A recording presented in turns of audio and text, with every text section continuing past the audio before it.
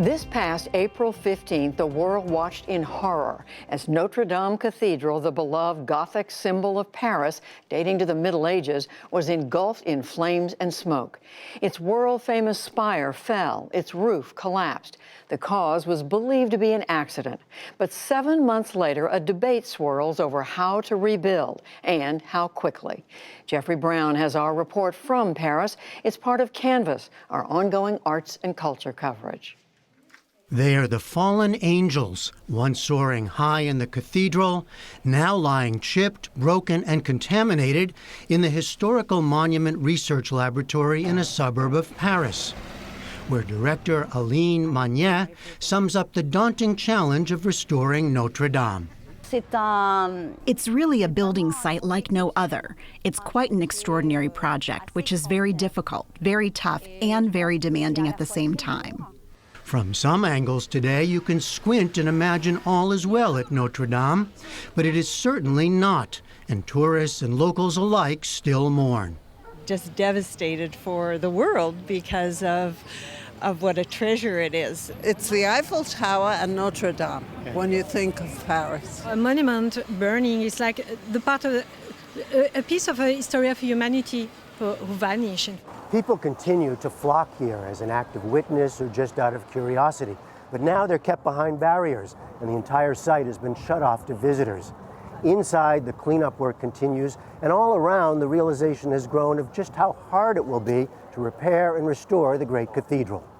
The dust is mainly concentrated in seals like this, or on the banks of the Seine, between cobbles, or in inlays, or in cracks like this. An immediate and ongoing problem, lead contamination.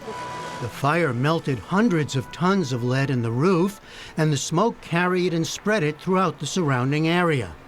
Jacques Bonhomme of the French environmental group Robin Hood says the government was slow to respond to a public health threat, even allowing visitors into the cathedral's plaza for the first months. From around April 20th until August 20th, it was open. There were thousands of people, tourists, coming as families with children, who were lying on the ground to take photos and to eat. Nearby schools like this one had to be decontaminated. The long-term health impact remains unclear. Also unclear just how much of the lead found here in a city as old as Paris is due to the fire. Government officials insist they are taking it seriously, but Bonhomme's group has filed a lawsuit demanding more accountability.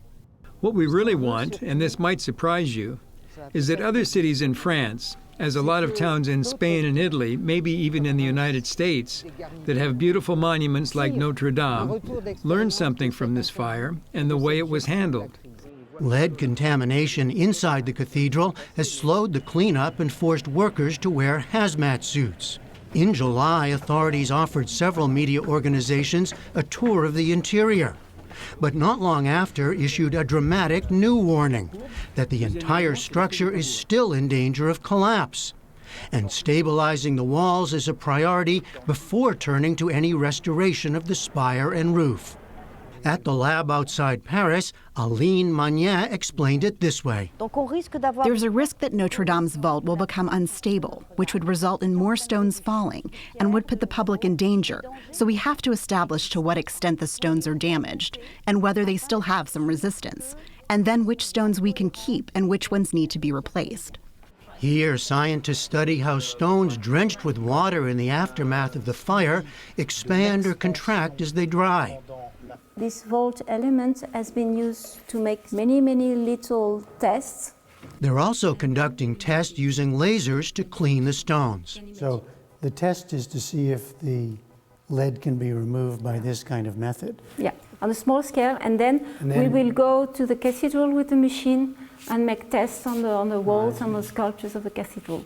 All of this will eventually lead to the main event, actually rebuilding and restoring Notre Dame. And surrounding that are many more issues.